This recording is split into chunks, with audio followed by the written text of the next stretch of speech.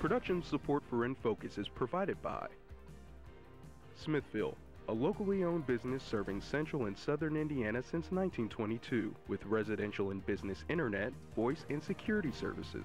Smithville, local pride, global technology. Information at smithville.net. Adventure Indiana, a magazine featuring outdoor adventures in South Central Indiana. Available for pickup at parks, nature destinations, and outdoor sports shops. Also online at adventureind.com. Hoosier Energy, providing electricity for Central and Southern Indiana electric cooperatives and their member customers. Information at hepn.com. And by viewers like you. Thank you. Plans to extend Interstate 69 have been in discussion since the 1990s. If a larger vision of the road comes to fruition, the highway will become part of a single thoroughfare spanning the country from Canada to Mexico. State leaders have estimated I-69 could save residents $1.1 billion in vehicle operating costs and time for the first 20 years of the extension from Evansville to Indianapolis. Supporters also predict the highway will bring with it a wave of economic development to remote areas of the state. But detractors say environmental harm could outweigh monetary gains. Governor Mitch Daniels recently announced completion of the I-69 corridor in the southwest part of Indiana will be completed years ahead of schedule. So will the road bring a positive economic payoff, or will it represent a net loss for the state's residents and its wildlife? We'll explore these and other issues tonight as we put Interstate 69.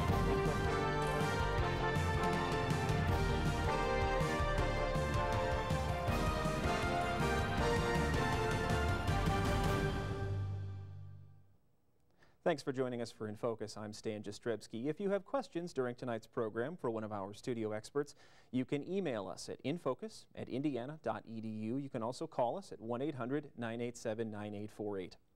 Construction on the final segments of I-69 in Indiana was originally scheduled to begin in 6 to 8 years.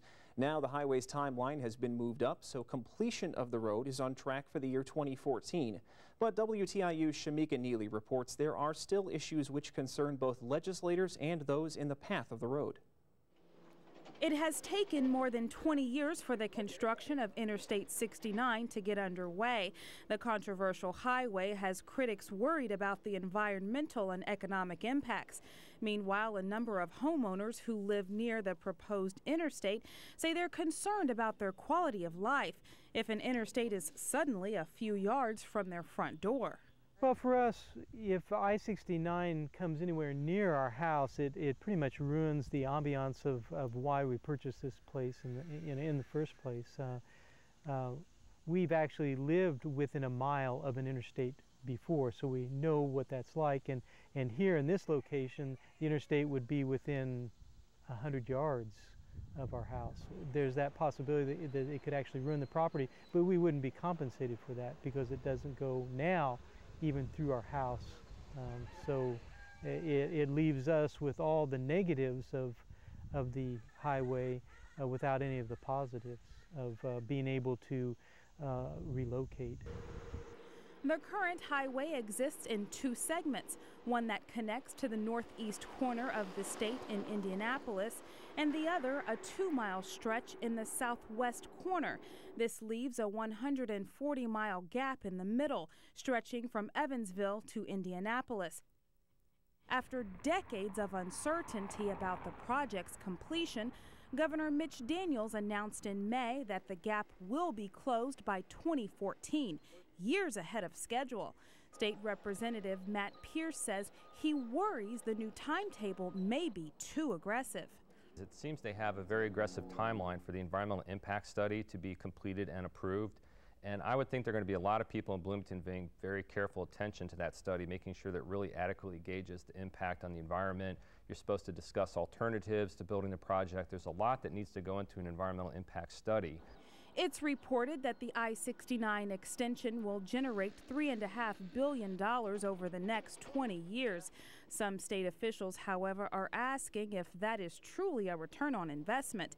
Meanwhile, families, wildlife, and funding are major concerns. Find out what experts say about the development as we put Interstate 69 in focus. And joining me tonight to discuss this are Bloomington City Council Vice President Andy Ruff, Kelley School of Business Economics professor Dr. Bruce Jaffe and Mayor Larry Hague of Washington. Gentlemen, thanks for being with us. Larry, I want to start with you, and then Andy will come to you. I want you two gentlemen to give me a sense of what you think the I-69 extension is going to mean, first to Washington and then to Bloomington. Mayor Hague? Well, we in Washington and Davis County are very excited about I-69. We feel as though we're positioned to be the Seymour of I-69. When you look at what Seymour was prior to I-65 and what Seymour is today, we are very excited about the possibilities. We're working with the local economic development and the Chamber of Commerce. We're working with the state officials as well as the federal officials. We in Washington have $30 million worth of work going on this summer and becoming more prepared for I-69 and the spin-offs of that. And Andy, what do you think about I-69's potential impact on Bloomington, which is in a slightly different economic situation, of course, than Washington is in?